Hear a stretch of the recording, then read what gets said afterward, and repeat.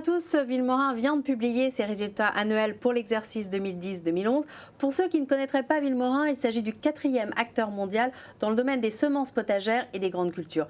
Alors pour en savoir plus, nous recevons Emmanuel Rougier, directeur général délégué de Villemorin. Emmanuel, bonjour. Bonjour Isor. Alors apparemment, vous n'êtes pas vraiment touché par la morosité ambiante chez Villemorin. C'est vrai, nous venons de publier nos résultats annuels et nous annonçons une progression de notre chiffre d'affaires de près de 10% à éléments comparables.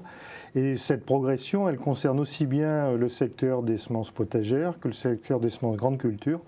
Et nous avons gagné des parts de marché en Europe, aux États-Unis, et donc c'est une très bonne année. Alors, mais ce qui est important aussi, c'est la rentabilité. Or, cette année, les résultats ont été impactés positivement par une plus-value de cession en Chine, et ça, c'est exceptionnel. Alors, la plus-value est exceptionnelle. Elle provient de la cession d'une participation minoritaire que nous avions dans un acteur semencier chinois.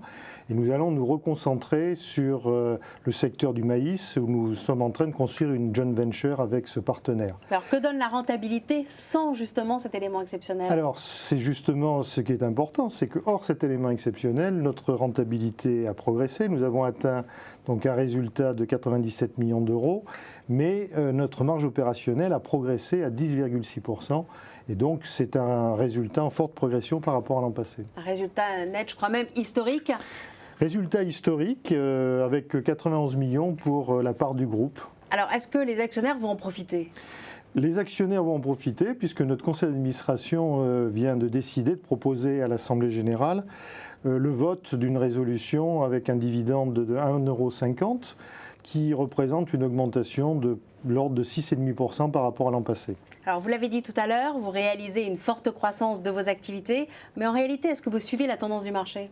Nous sommes sur un marché, il faut le reconnaître, qui est assez dynamique. Mais notre croissance est supérieure à cette évolution du marché. Elle est supérieure dans le domaine des semences potagères qui bénéficient d'une évolution naturelle de la population et du type de consommation dans des pays émergents. Et elle bénéficie dans les grandes cultures, notamment sur le continent américain, nord et sud, de la progression des OGM. Et vous êtes très dépendant des marchés agricoles ou pas ? Nous sommes influencés par l'évolution des marchés agricoles, nous ne sommes pas dépendants de ces marchés.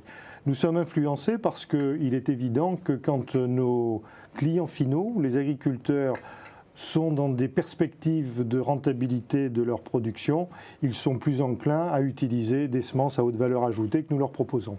Mais ce à quoi on s'intéresse en bourse, c'est tout de même à l'avenir. Alors, quelles sont vos perspectives de croissance ? Nos perspectives restent positives, je dirais même très positives, dans l'environnement actuel qui n'est pas facile. Nous envisageons d'atteindre une croissance de 7% à données comparables, c'est-à-dire rester un petit peu sur le rythme de croissance que nous avons connu l'année dernière. Et nous envisageons, nous sommes assez optimistes sur le fait de continuer à faire progresser notre marge opérationnelle. Nous visons un objectif de 11% contre les 10,6% que nous avons atteint cette année après élimination de l'élément exceptionnel. Emmanuel, merci. Merci Isor. Quant à vous, je vous remercie de nous avoir suivis et à très bientôt.